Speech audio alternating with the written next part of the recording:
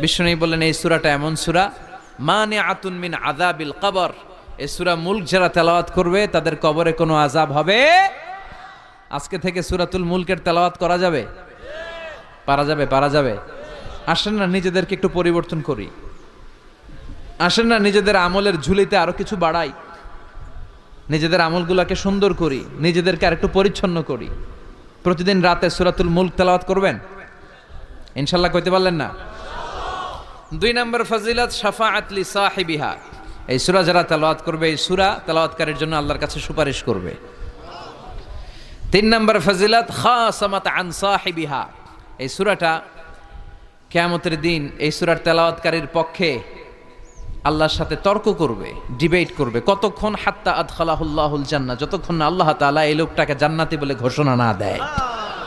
আল্লাহ যতক্ষণ অ্যানাউন্স করবে he is from paradise, he will enter